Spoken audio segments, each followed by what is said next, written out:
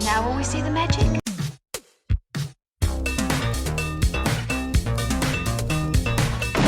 All right, where's Murray? Okay, who is it? This is Jesus, kid. Know then that it is the year 10,191. Yes, we are bored. We're all bored now.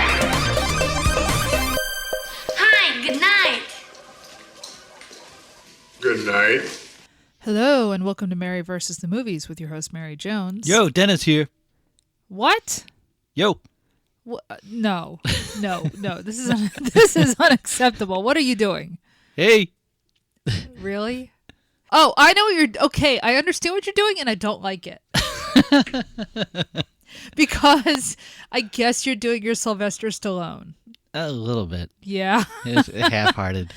So yeah, we are doing a Sylvester Stallone movie. Yay. Yes. Finally. Yeah. I think this is the first time we've done one, and there are plenty to do because while I've seen every Rocky movie, I've definitely not seen every Sylvester Stallone movie from the 80s. Over the Top.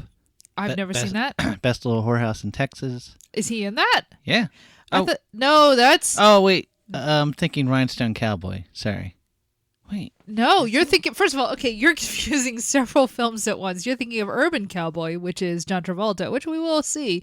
And you're also thinking of Best Little Whorehouse in Texas, which is Burt Reynolds. Oh, Yeah. Which also I want to see for this show. You know what? Somehow I mixed Burt Reynolds and Dolly Parton and somehow came up with Sylvester Stallone in my head.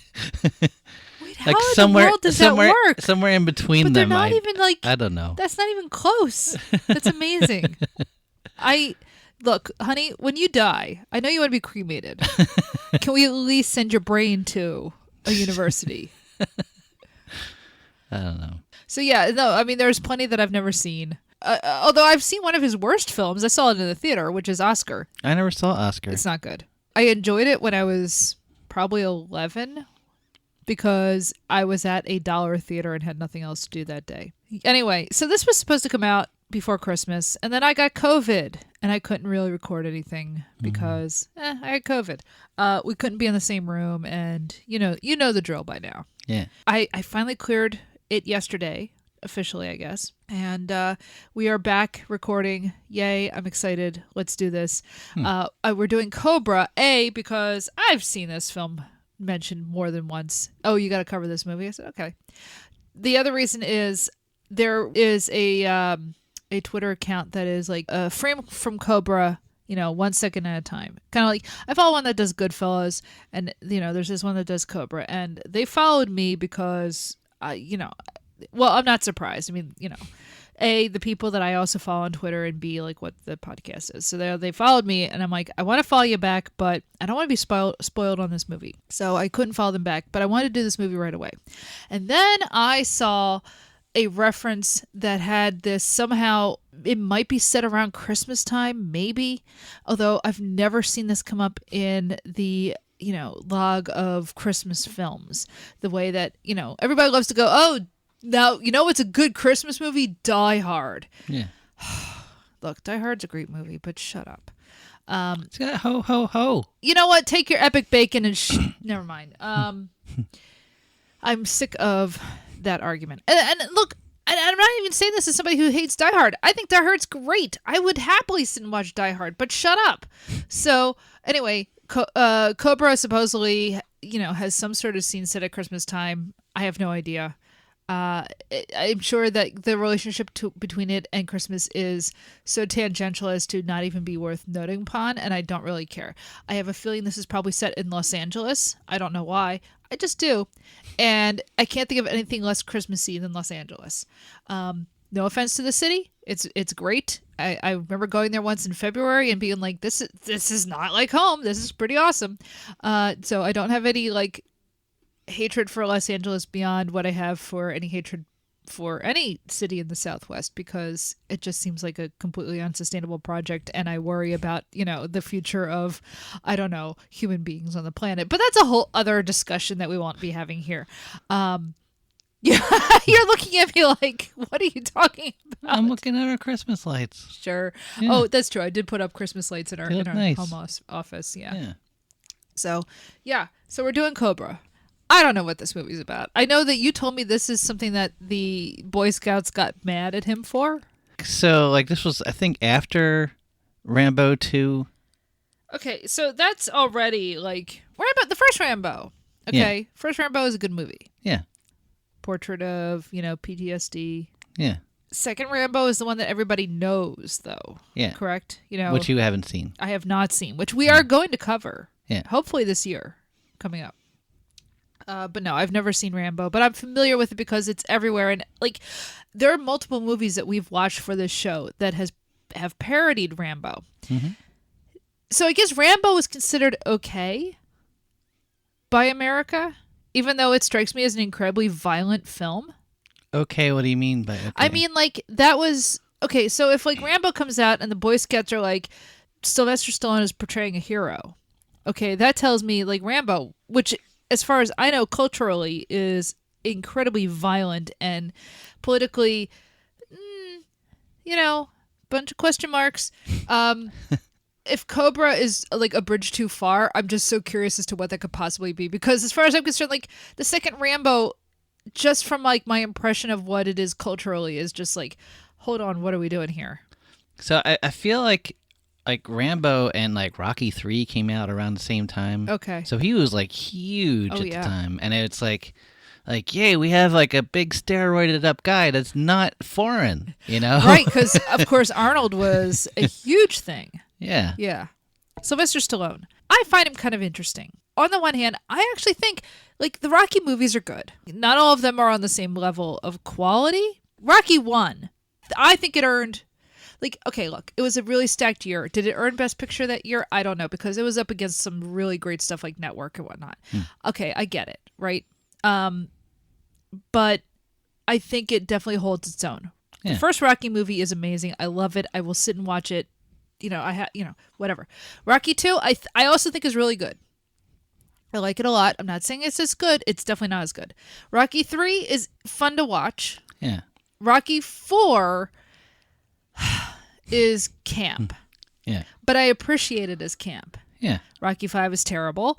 Rocky 6 is not the worst thing I've ever seen. I actually kind of like it, but it's like it's Is kind that Balboa? That's Rocky Balboa. Yeah. That's kind of interesting. It's not as good, but I kind of like it. But I think everything that Rocky Balboa wants to do is actually what they end up doing in Creed. Yeah.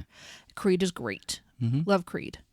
I still need to see the second Creed movie because I think it came out during COVID. Right. So I didn't get to see it. I want to see it. Creed is fantastic. So, like, as far as the Rocky movies go, love them. Mm-hmm. Other Sylvester Stallone stuff, I don't know, man. Like, I find him interesting and compelling. I kind of want to watch Tulsa King, even though I hear it's not that great. But I don't know. I kind of have a weird affection for him, even though, like, I know he's, like, kind of right wing and whatever. Stallone has enough of an interest in the craft of what he does that he kind of keeps it under wraps enough. It's kind of like Arnold Schwarzenegger. But Stallone has written his own movies. Yeah. Like he's actually smarter writes, than he's smarter than people give him credit for. Yeah. And Did you see Copland? Oh, I love Copland. I haven't Are you seen kidding? it. Oh my God, you need to see Copland. Huh. He didn't write it, but he's fantastic in it. No, I think Stallone can be great and compelling. And sometimes he's also just, whatever, jingoist. Yeah. And, sometimes the jingoism actually can be fun to watch. Rocky 4, it's dumb, but it's fun to watch. Yeah.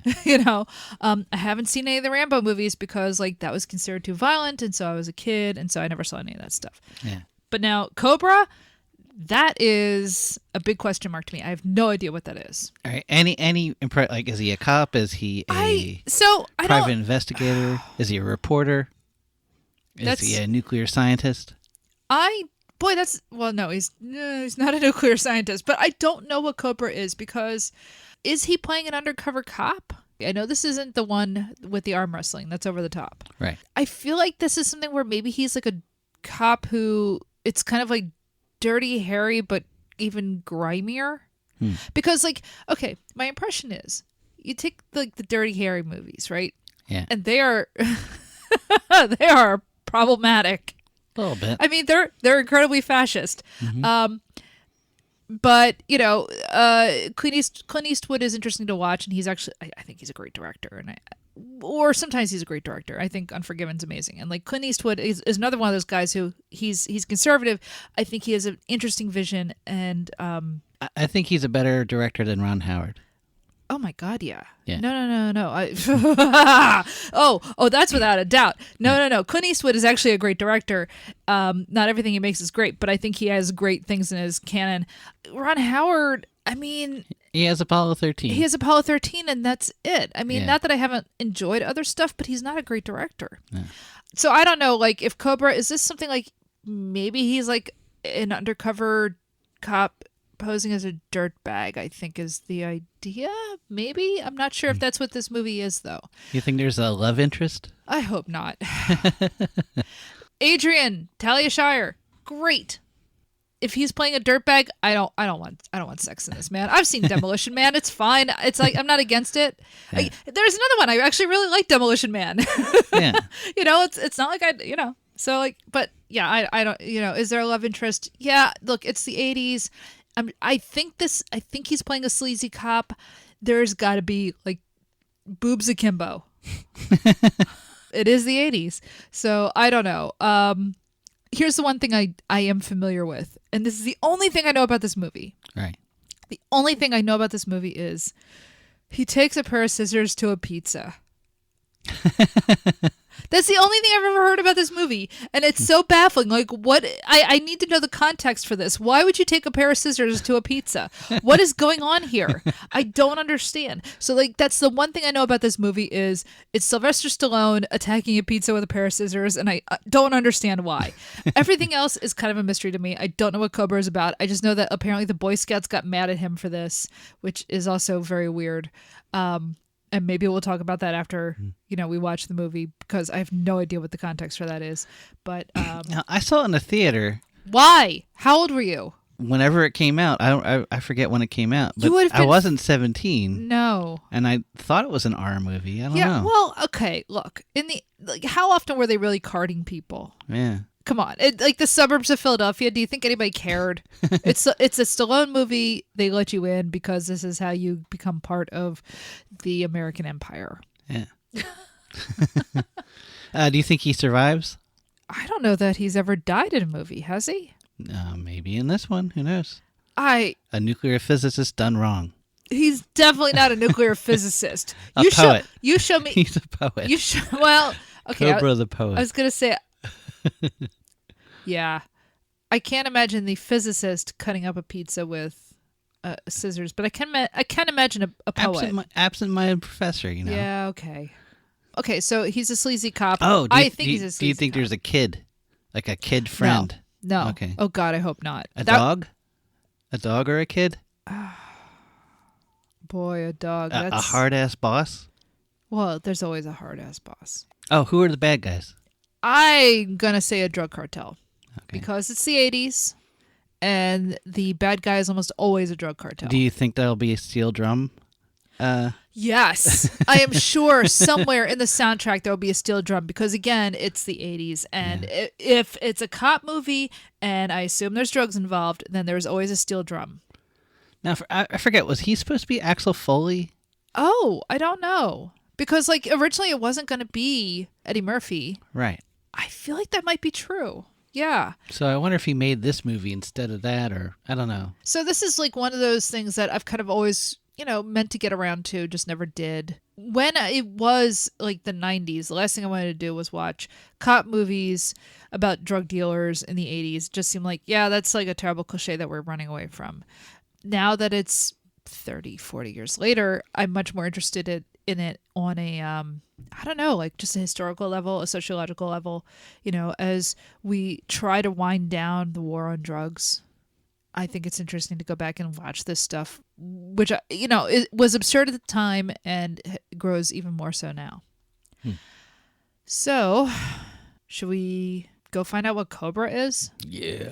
Now, you've seen this, right? Yeah. I don't remember it being on TV a lot, so. Well, now that's interesting. Was it just too violent to be on TV? Was it too many boobs? I mean, I don't know. yeah. So should we go watch it? Yep. All right.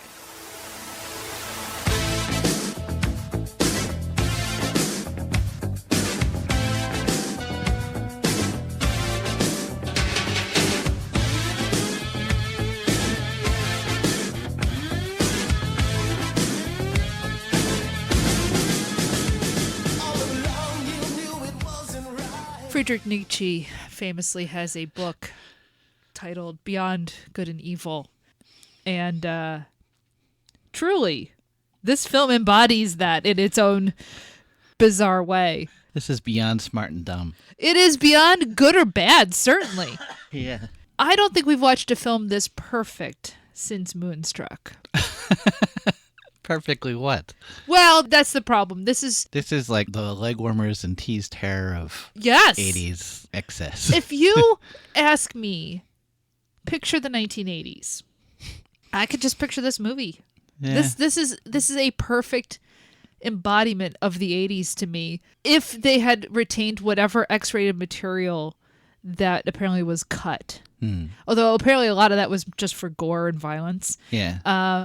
Someone's hands were cut off. Yeah. Yeah. Oh, there is apparently a very gnarly version that makes the circuit that I kind of do want to see. Yeah. But where to even begin with this movie? Well, we start with it's canon. It's canon Globus. Yes, exactly. It's Golan Globus. It's a canon film. So already it is schlocky and cheap and violent. It has the production values of an episode of The Fall Guy. Maybe a little bit better than that. Actually, I take that back. The Fall Guy would never have a car chase like we saw. That is one of the most ridiculous car chases I've ever seen. And it's not like it's great. It's not like it's impressive, except that like they keep doing these jumps and they keep. I swear it's probably the same shot over and over again of these two dumb cars just jumping over a small bridge. It's one that has ducks in it. I know, like all the little ducks just hanging out under the bridge as they do a car chase over it. It's kind of great. Yeah. So this movie, like there's so much like blue and pink neon lighting in this that I just, again, it's like that perfect 1980s. There was a video game I think a few years ago that was like, it wasn't Vice City, although Vice City is also like a version, like a Cyberpunk. Yeah, it's like that whole kind of. I think this is like. It's along those lines. Like that's definitely drawing from something like this. Like it's trying to look like Miami Vice, but it's not. It's a little like dumber. It's dumber. It's also it's darker. I don't know. Like visually darker. Yeah. Yeah. Like there's not a lot of daytime shots. No. And in fact, the few times where there are daytime shots, it feels a little weird and off. Yeah. It's kind of like when you're watching. I just rewatched like Batman Returns, and there's like maybe 2 scenes that take place in daytime, and the whole time you're just like, oh no, this shouldn't be happening. And it's the same sort of thing in this movie, where it's just like there should not be any scenes in the daytime. Although the car chase is one of them, and I appreciate that. No, there's a lot of night shots. I guess he lives in Venice, or I think it's supposed to be like Venice Beach area. Yeah, it looks like that. So this is all set in Los Angeles, right? Yep. It's not that there aren't any good cop movies set in Los Angeles. This is definitely not one. Well, in the 80s, there's 2 great ones in that there's Beverly Hills Cop and there's Die Hard, and both of which are transplants. There's a Detroit cop and a New York cop. Die Hard doesn't have to be set in Los Angeles. Right. Although it works fine. It worked, Yeah. And Beverly Hills Cop, this was originally going to be Beverly Hills Cop, wasn't it? Yeah.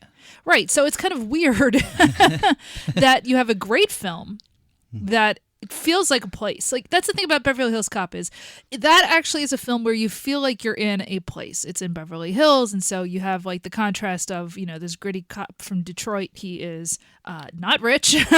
he is not a part of the corruption in the LA police department, and he is up against the rich and mighty of Los Angeles. It's a little bit like Columbo, actually. But kind of both of them work because it's like, here's a real cop from a real place coming to La La Land. Yeah.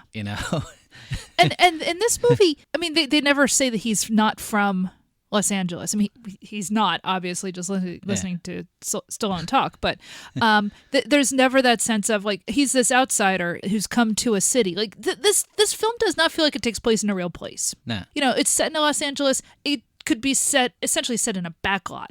Yeah. Not actually. I don't know that they're about. Like you mentioned, we guess he lives in a Venice Beach. It looks like Venice Beach, kind of, Yeah. but it doesn't. You don't feel like you're at Venice Beach. It's not like when you're watching Down and Out in Beverly Hills. Yeah. Where that again, another movie that Los Angeles actually feels like a place. This doesn't feel like anything. Are there good movies set, like good cop movies set in Los Angeles? Because like when you think about like great movies, there's L.A. Confidential, there's Heat, there's Chinatown. both L.A. Confidential and Chinatown are period pieces. Yeah. You know, I mean, I think that's one reason why. Eventually, you'll watch Devil in a Blue Dress, and Yeah. it's another one, but that's also definitely a period piece. Now Heat, okay, that's not a period piece, but that is a real movie. Yeah. Yeah. But I don't know, like, does L.A. feel like a place in Heat? Like it feels like only Heat can pull off what it does. Because I mean, part of it is you've got these two actors who are very much New York. Yeah. You know? Heat feels like a cinematic experience, kind of. Okay. It's like about movies more than about cities, I guess. But yeah, so this just doesn't feel like a real place. I mean, like, and I think that's kind of one of the many problems of this movie. So the hero of our film is one Marion Cobretti. Yep. Cobra for short.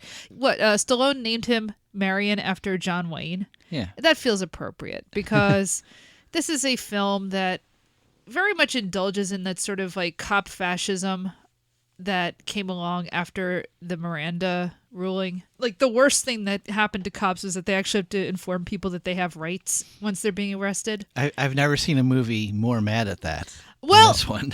I mean, I kind of remember like the Dirty Harry movies kind of hating that. Yeah. But this takes it even further to the point where he reads a guy like the opening of his rights and then sets him on fire. Yeah. It's the most insane sort of reaction I've ever seen You to. have the right to remain silent. And then he just lights the guy on fire. What? Oh my God. Again, it is one of the most violent fascist things I've ever seen. Cops should be allowed to be above the law and just murder people because it's better for society. It's the idea that strict control mediated through state violence is the only thing that would serve a higher good to keep, women and children safe. It's an absolutely insane, immoral, horrible idea, and it's executed so stupidly.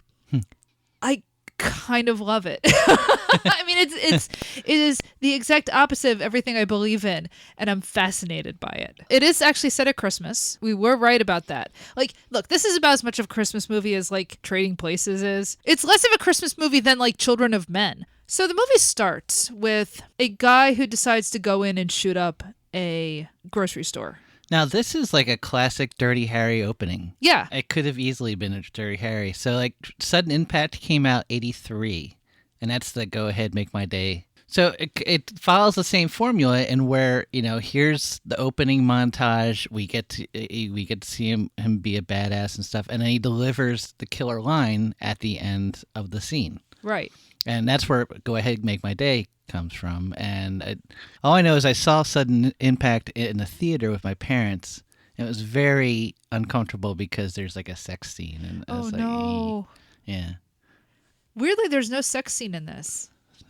Thankfully.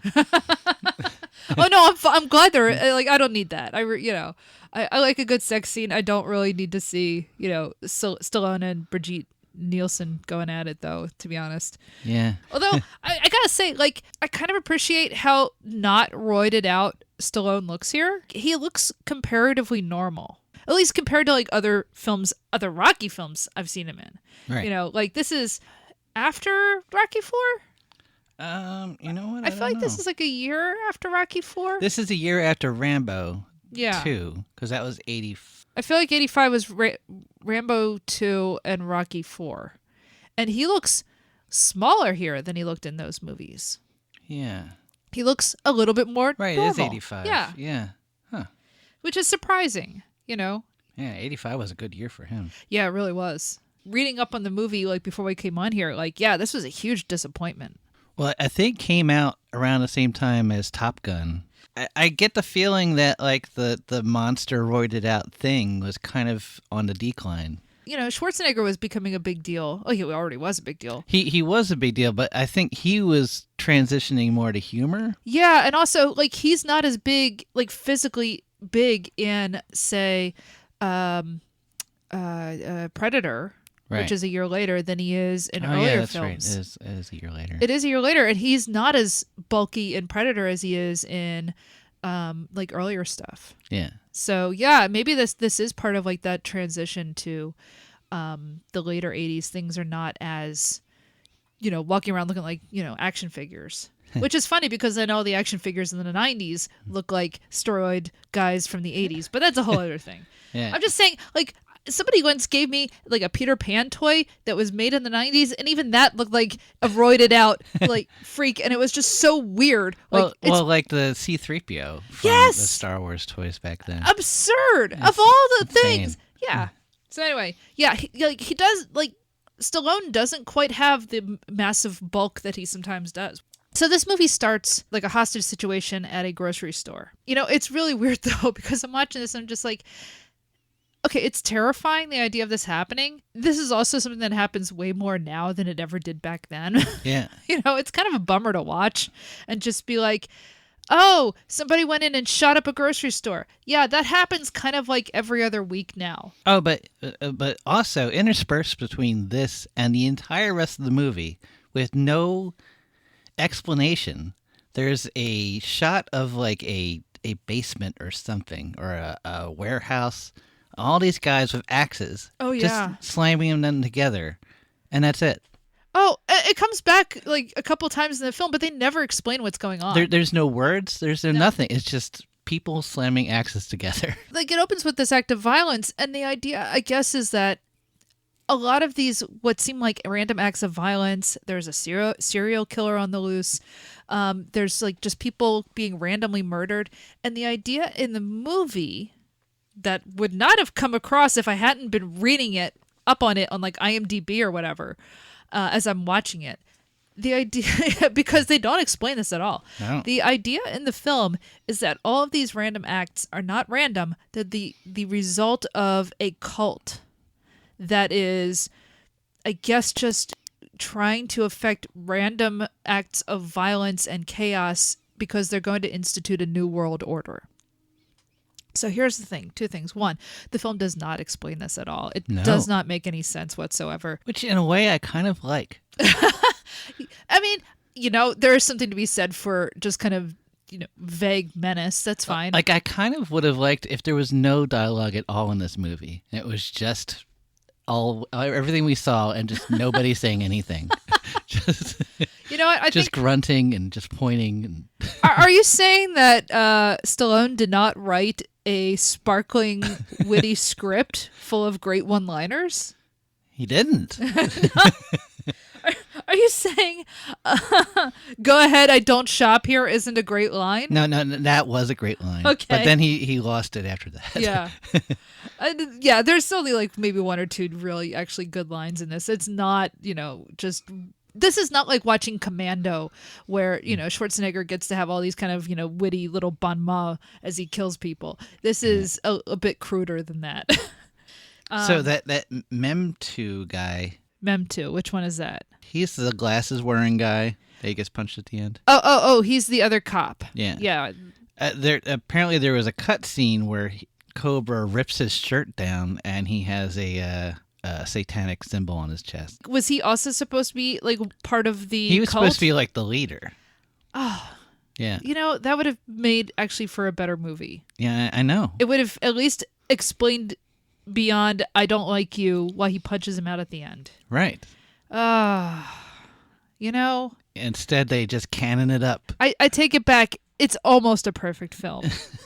So, of course, like his whole solution is instead of like we have to, negotiate with the guy shooting up the grocery store, he just goes in and, like takes him out. Fine. That's what it sets up for what this movie's going to be. Yeah. But yeah, the whole idea is that there's like a cult, and I guess a satanic cult, although again, that's never explained, which is going around and coordinating all of these random murders and serial killers and stuff. And like basically the movie tries to have both a serial killer called the Night Slayer, but also this cult.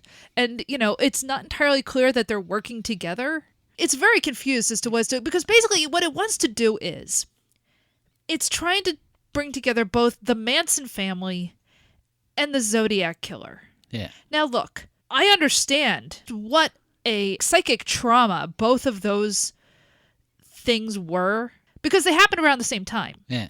Okay, they happened in 1969. And the Manson family freaked people out. We're still kind of reckoning with what like the Manson family kind of means to American culture and like what does a counterculture mean actually? And you know, there's a reason why like that is still this event that comes like people still make films about it, right? There's a reason for that. Like the Manson family stuff is fascinating, okay?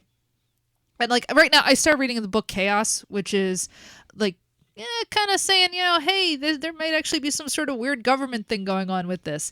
And like there is something to be said that like, you know, the counterculture and the relationship between like the, you know, U.S. intelligence agencies and counterculture and all that stuff, like there's something kind of hinky going on there.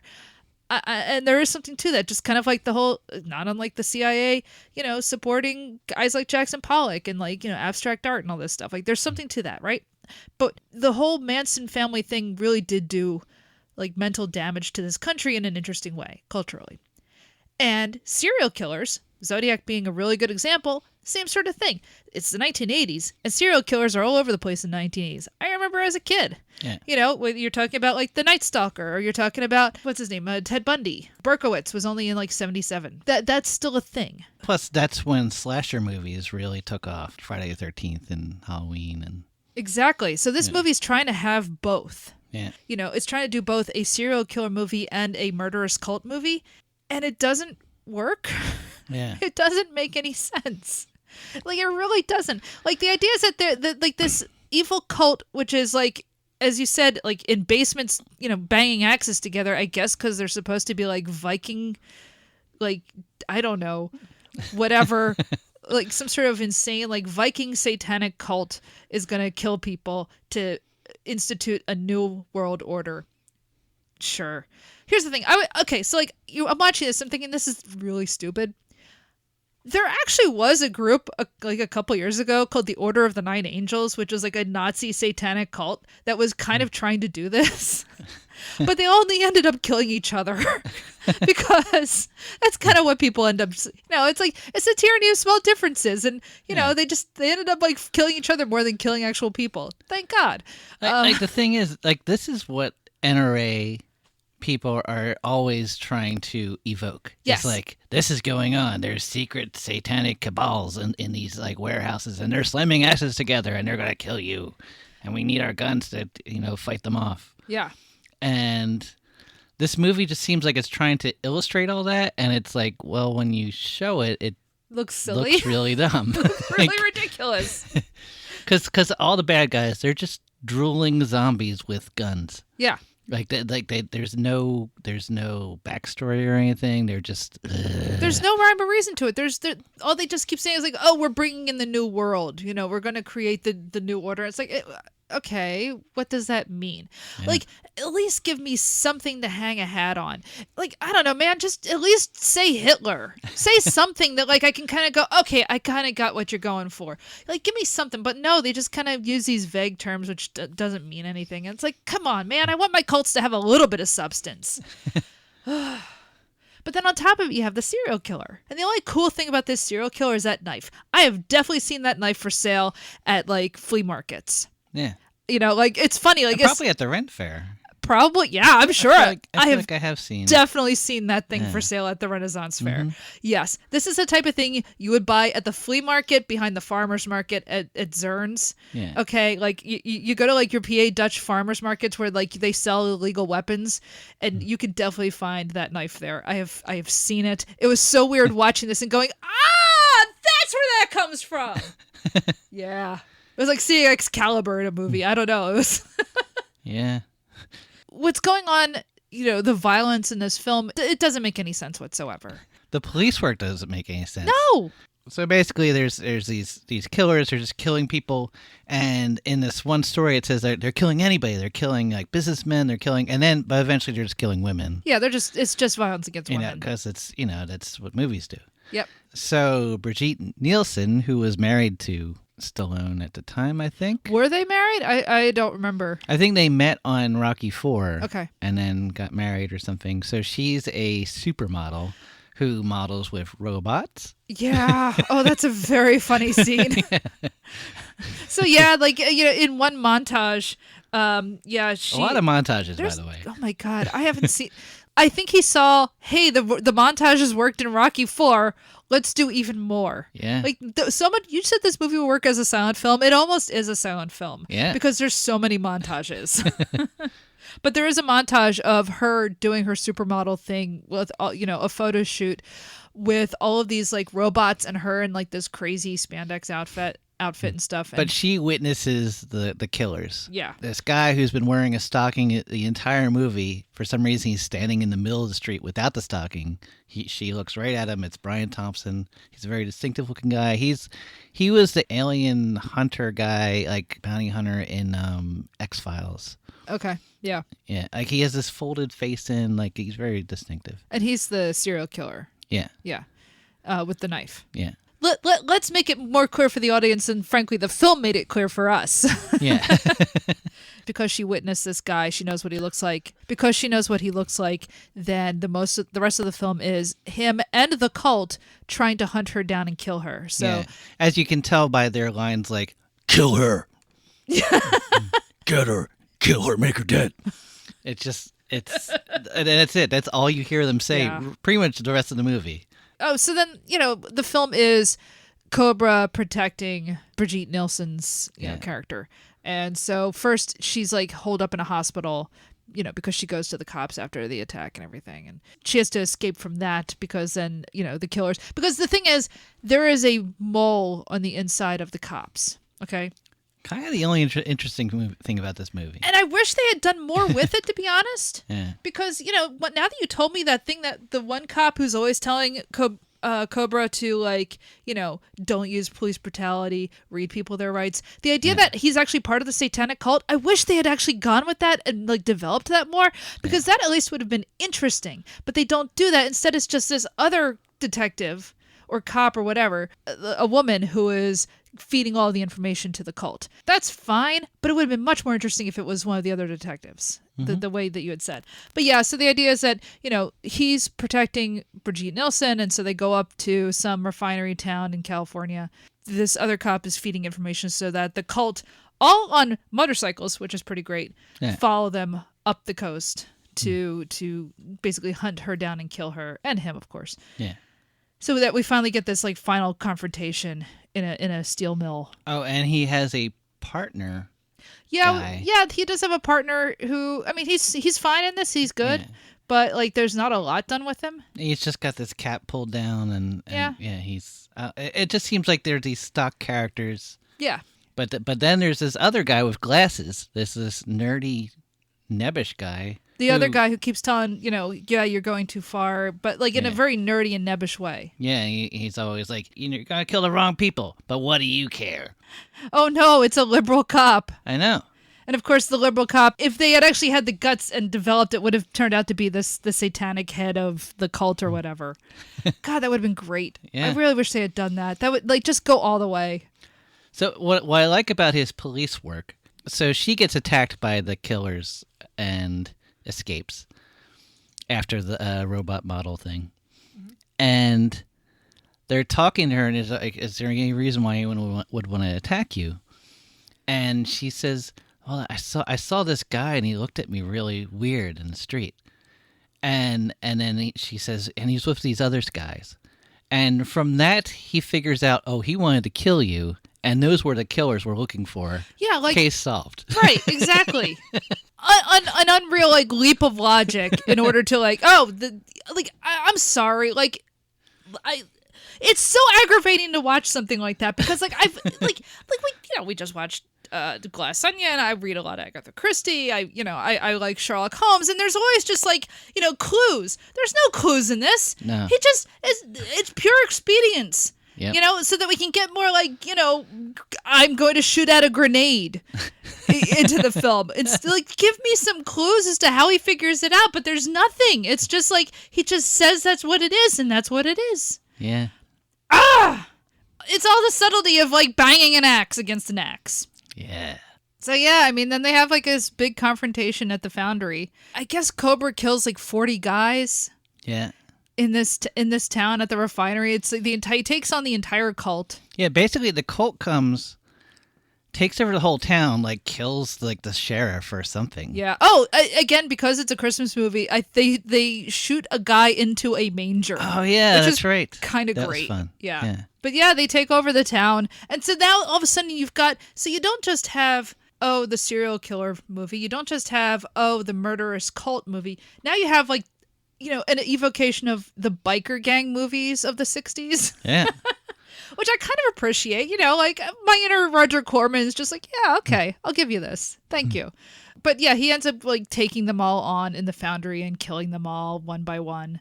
And and as I said, he really does at one point, he sets up a grenade and then shoots the grenade when the guys get near it. At which point, Dennis rightly pointed out, why wouldn't you just throw a regular grenade? I know. Because he's been throwing grenades like all over the place. There's no.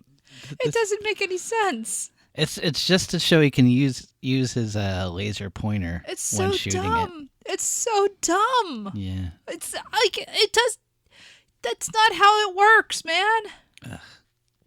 But yeah, and then he finally, has this confrontation with the serial killer. The guy tries to fight him with the incredible knife and everything. They have this long, drawn-out fight that ends with Stallone picking up the killer and just impaling him on a hook. That was pretty cool. It's pretty cool, but I was sort of sitting there going, yeah, that's actually really hard to do.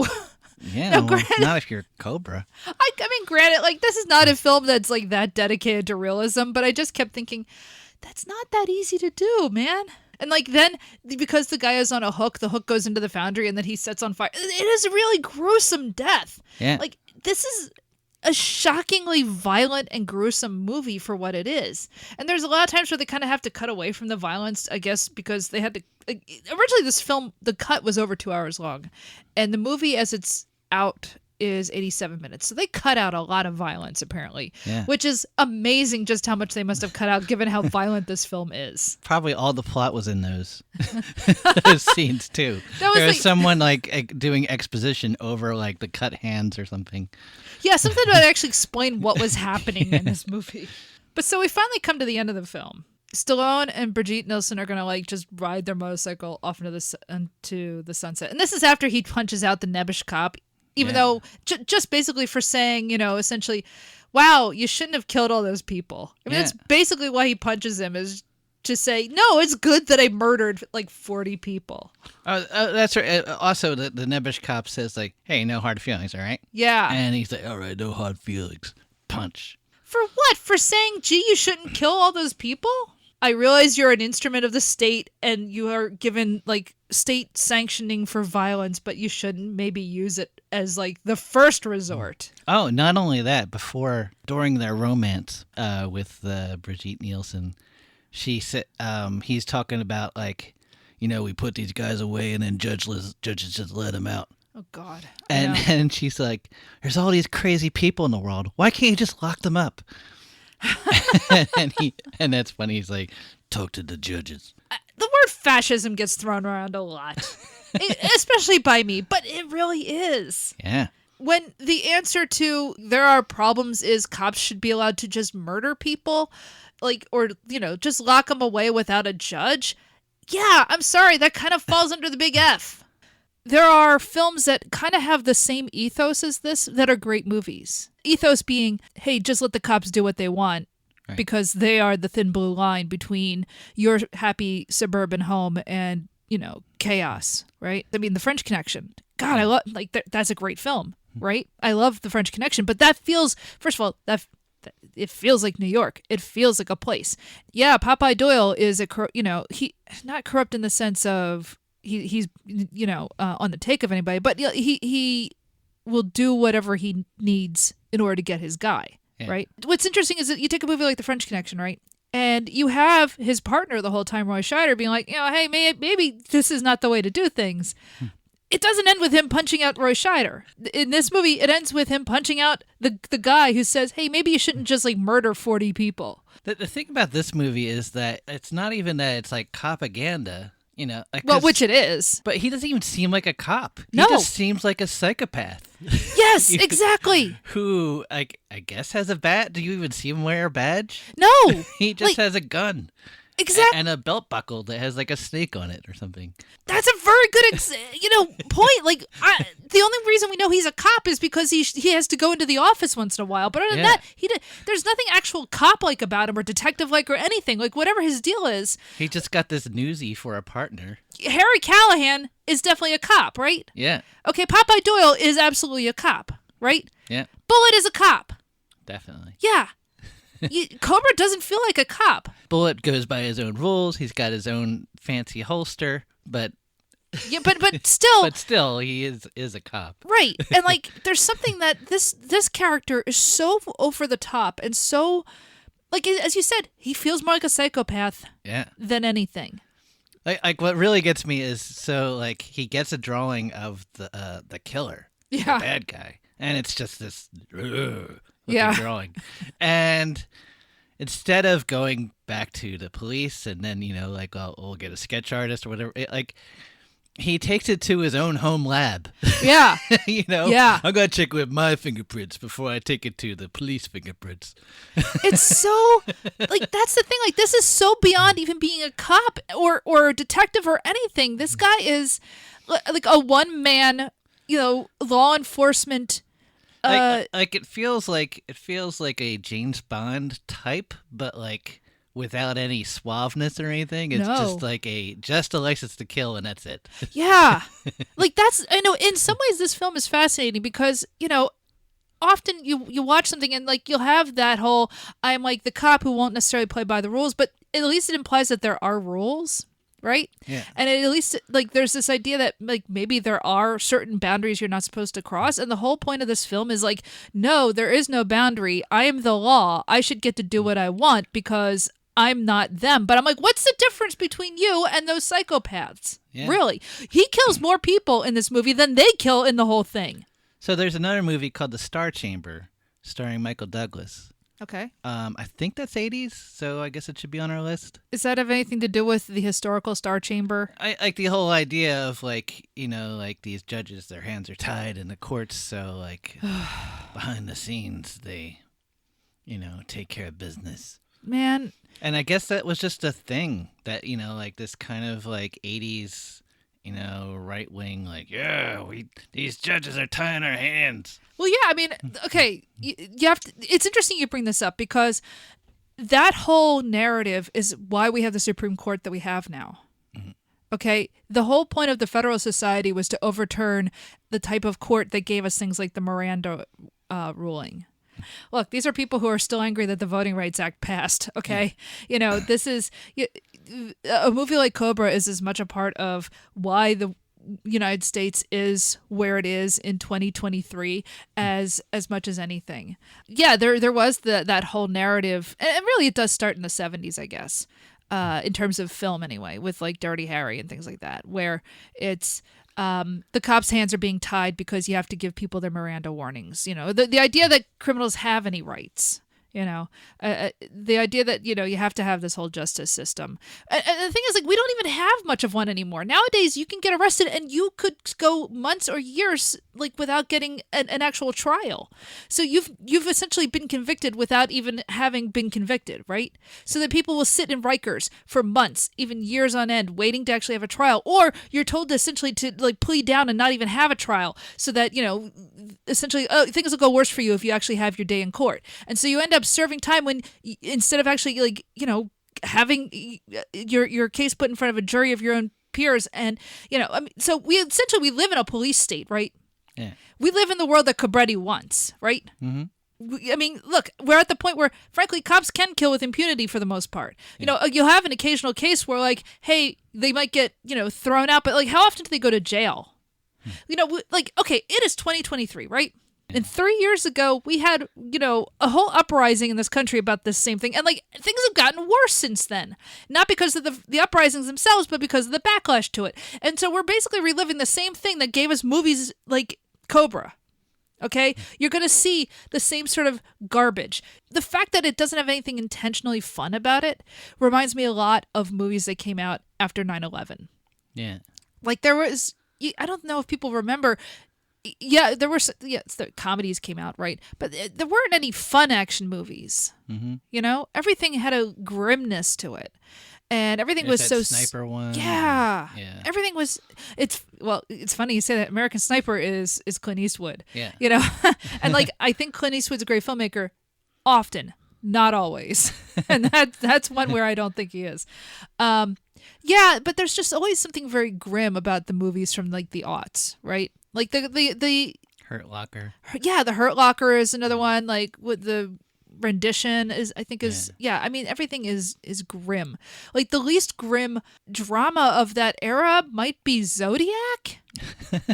I'm dead serious. Even the great films of the aughts. So There Will Be Blood and No Country for Old Men. I mean, I don't know, for some reason I'm going right to 2007, but there were movies that were from that time period that are good, maybe even great, but they're all again grim.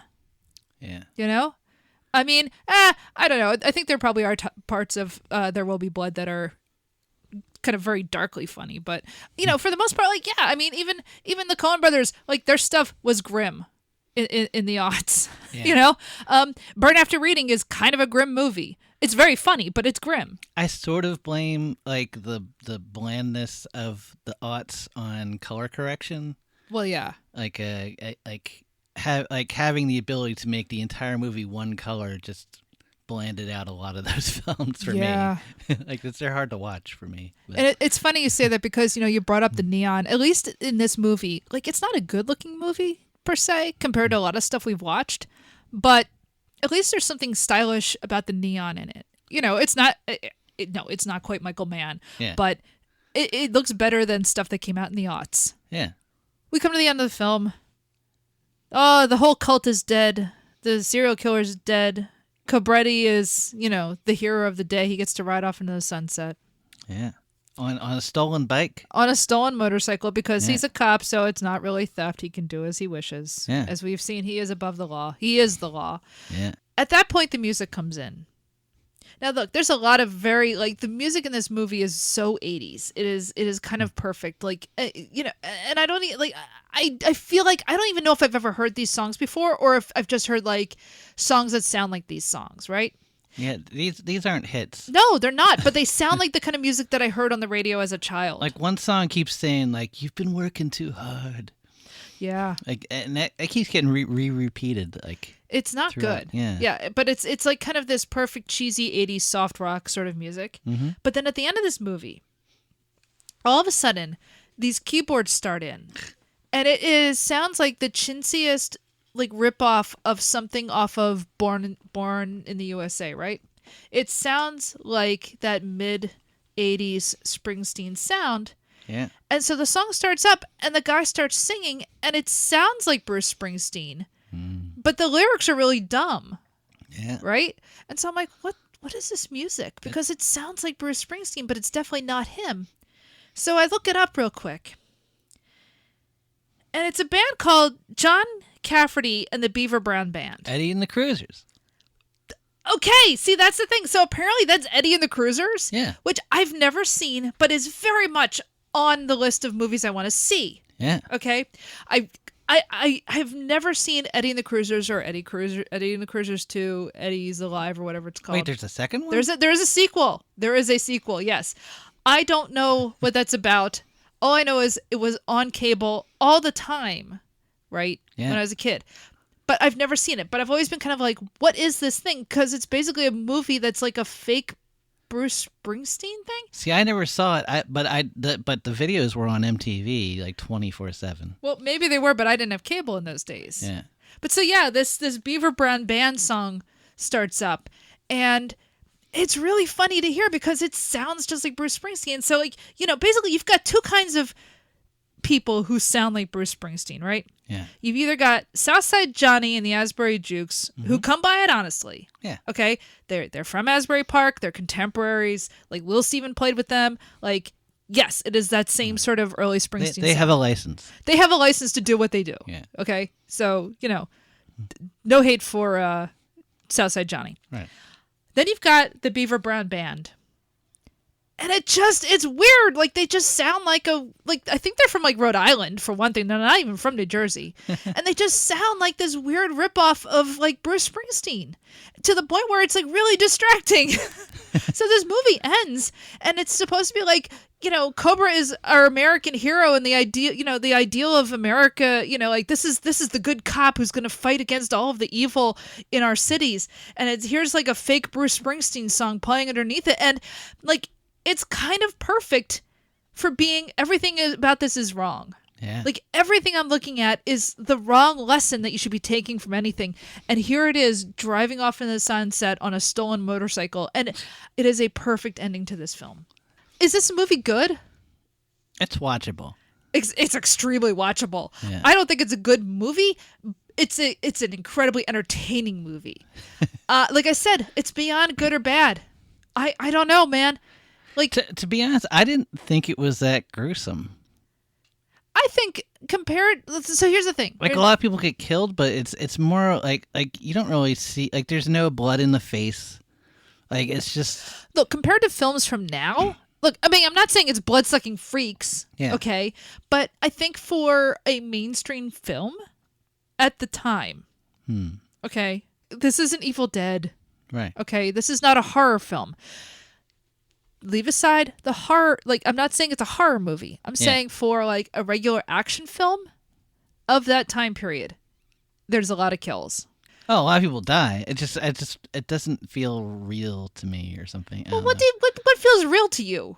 I don't know. No. If you're saying, like, oh, these deaths aren't real enough, You know what? these aren't gruesome enough. What are you looking for? Maybe I've just been desensitized. Yes. Like, very desensitized. Look, Dennis, we're coming to Cobra in a world that has, like, Hostel, Yeah. Saw, like we're coming to this, like, on the other side. Actually, you know what this movie really reminds me of? Like, more than any other movie, I think. GTA 5. Grand Theft Auto 5. Oh. And I'm sure, Grand Theft Auto. Yeah. I'm borrows sure a it's the lot, other way around. But like, it's, you know what? Yeah. I'm just thinking of, like, the scenery and everything, even, like, the jumping over the ducks. God. Okay, folks, you have to go and look. Just even if you watch no other scene from this dumb movie, you have to watch two things. One, we didn't bring it up yet, but the pizza scene. Yeah. And then two, the chase scene with these cars bouncing up and down over a bridge. It's so stupid looking. I love it so much. So there's a bunch of food-related things. Yeah, this movie's got some weird food issues. So, there's her drowning her fries. God. Okay, so first let's talk about the pizza. Oh, God. So famously, I don't know about famously, but the only thing I knew about this movie is the pizza scene. And it's a scene where it's just, he comes back to his apartment and he takes two things out of the freezer. One is an egg carton. The other is a pizza box. I was so worried about because I remember Rocky where he Yeah. famously like pops an egg in his mouth or whatever. No, well, he doesn't pop an egg into his mouth. He drinks raw eggs for the protein. Yeah, and Which- I was so worried that was happening. Well, and I'm right there with you. I'm like, is he going to eat frozen eggs? What's going on here? No, I guess it was like part of a gun kit. It was his gun cleaning Yeah, kit. Exactly. He keeps it in the freezer. I don't know. Maybe that's a thing. But the pizza is a pizza box. The pizza box is a pizza. He opens it up and he just has like a quarter of a pizza sitting there. Now, again, this is a frozen pizza. Yeah. He takes a pair of scissors. He cuts off the tip Yeah. and then eats the tip frozen. And I get the feeling like he was going to throw out the rest of it. Right. And I understand some people don't like the crust, and this and is- you're wrong. Yeah, But, they're like, wrong. He cuts like most of the pizza off, and then just eats this little triangle, like it's like a It's so weird. Dorito of pizza. Exactly. It's a tiny little triangle of pizza. Why? I don't know. And then, like, he doesn't heat it up. No. He doesn't do anything with the rest of the pizza. Like, Why are you going to eat this like pizza-sicle? What I like about it is so he cuts the pizza, he's eating it, and he's cleaning his gun because, he's a hard man. And he turns on the TV and there's like a Toys R Us commercial. Yeah. So like there's a toy commercial while he's cleaning this gun. There is some kind of fun. terrible product placement in this film. That's one of them. The other one, and I love it so much, this neon Pepsi sign that's right outside there's a lot of the of Pepsi in this. There's a lot of Pepsi in this, and I was just like, I kind of want that neon Pepsi sign. It's pretty great. Yeah. It's very 80s. But the other weird food thing in this is when they're at a roadside bar on the way up to like the hideout, they stop and have, like lunch or whatever. And Brigitte Nielsen has this ketchup. She has this basket of fries, and she's just drowning everything in ketchup to the point where there's a shot of Stallone's face. Just he looks at it like, just utter bafflement. Like, what are you doing? He even makes a sort of joke about, do you have a life preserver for those fries? It's a pretty good moment. And it's just because it is like this baffling. Like, what are you doing? This is disgusting. Pretty much the only character she had to development to her character in this too, other than screaming and running away. And it is kind of the most interesting thing about her is that it really is just ketchup soup. There's a part of me that feels like this is one of the most 1980s movies I've ever seen. And it's funny because, we've kept bringing up Die Hard. Die Hard does not feel like the 80s at all. Oh, no. That's kind of divorced from time. Yeah, which is interesting. Yeah, okay, you could make the argument that, like, the scenes in the corporate office are kind of 80s, and they are. Yeah. But, like, it could easily be the 90s. It could, like, Die Hard is interesting because it's surprisingly timeless in a way. Yeah. But whereas this feels like 1986. This feels like when it came out. Like there's something about this that just feels very stuck in its own time. We were talking about like what is the most 1980s film ever made, and I think it might be Back to the Future. Yeah. And as great as that movie is, like Huey Lewis is pretty dated. Boy, that is very 80s. And it's a lot of it. Like, yeah. You hear the power of love just practically every other scene. Yeah. But no, that's a very like even the first movie is so it would not have, you could have told that story at another time period, and yet that would not be the same movie, right? Yeah. Like there is something about that movie that is so of the 80s, and this movie honestly it kind of sits next to it, not just because they both feel very of their time, but they feel very of their time because there's an undercurrent in both of them about how society is like falling apart, and we need either you go back to the 1950s and think that was the better time period. Yeah. And Back to the Future, I think, is a little bit more nuanced than that because what I love about that movie is he goes back and finds out, oh, my mom was totally like sleeping around and like hot for it, and like no, everything actually wasn't like this idyllic view. Not that like Marty necessarily had that view, but like he is kind of, his eyes are open that like, oh, like people in the 50s actually were regular people. Or it's like Cobra, where it's just like, everything is spiraling out of control and things are bad now. That's why we need to have essentially a police state. Yeah. The cops should be allowed to do what they want and take out whoever they need to, without any worrying about, trials and juries and judges. Yeah, exactly. So, but yeah, they're both kind of, if you want to understand, certain elements of the 1980s, boy, you could do worse than sitting and watching Cobra.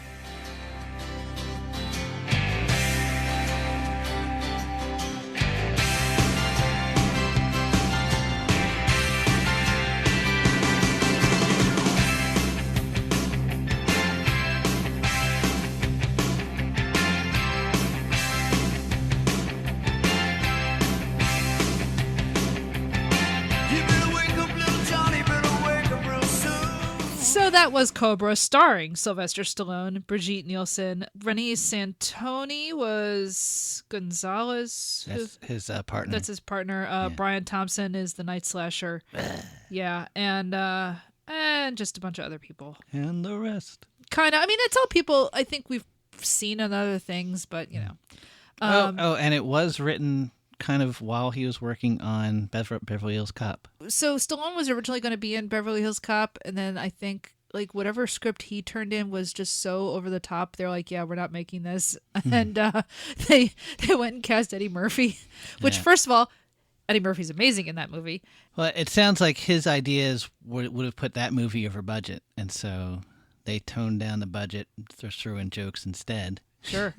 And made a much better film. Made a much better film, made a lot more money. Yeah. Beverly Hills Cop is a great movie. Yeah. Like, boy, that movie is fun.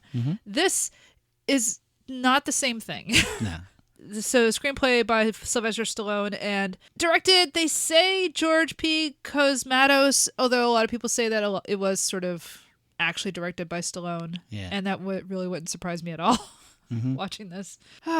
Cobra. It was amazing. Yeah. It was something. It sure was.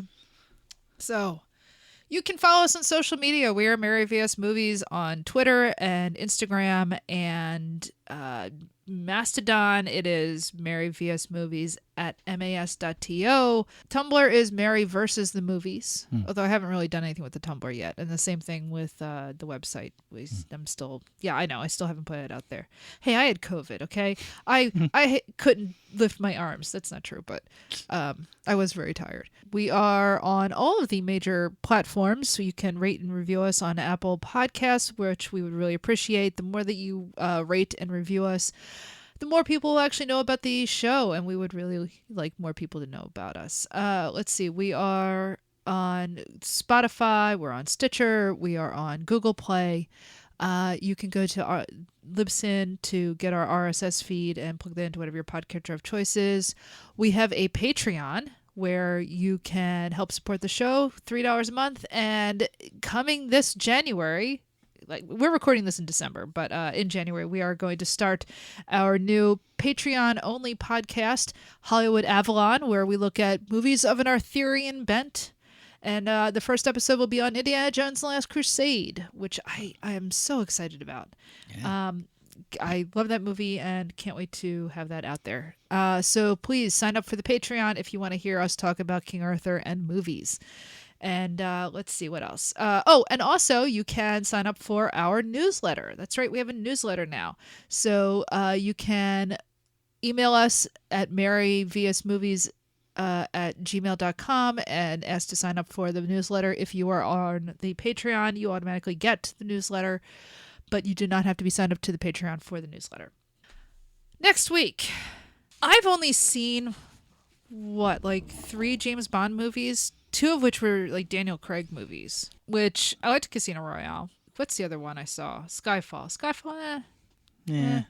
But here's the thing. The only other James Bond movie I've ever seen is Goldfinger, which was great. Yeah. Loved it. Goldfinger. Totally rocks. All right. So I've never seen any of the 1980s Bond movies. Yep. And you have often talked about your Bond is Roger Moore. Yeah, he's just like John Pertwee is my Doctor Who. Roger Moore is my. It's always the one that nobody thinks of. I know. When people picture Doctor Who, they picture Tom Baker. I know. Or, maybe like Matt Smith at this point, Yeah. whatever. David Tennant. But no, they picture. Yeah, so when somebody says James Bond, everybody pictures Sean Connery, but you picture Roger Moore. It's just because who I grew up with. Yeah, so, I know. Yeah. Okay, so here's the thing. So there's 2 Roger Moore James Bond movies from the 80s. Yep. I've not seen either of them. They are famous movies, though. Yeah. One is For Your Eyes Only. For Your Eyes Only, and the other is Octopussy. Yeah. Which, what a name. That's, yeah. Yep. So we're gonna flip between. I think Octopussy is the last Ian Fleming novel. Wow. And then they started making up their own stuff, I think. Okay. So we're gonna flip between For Your Eyes Only and Octopussy. All right. All right. So this is what our next movie will be. One or the other. Heads Octopussy? Heads. Why is that funny? I don't know. Why are you laughing at that? Heads is Octopussy. Yeah. And tails is For Yours I Don't. All right, it's Octopussy. Is it really? Let me see. Oh my God, it is heads. Well, Yeah. so our next film. Let me be more adult about this. Oh, come! How do you be adult about our next film? Is Octopussy. Yep. All right, man. Well, until next time. You're a disease and I'm the cure.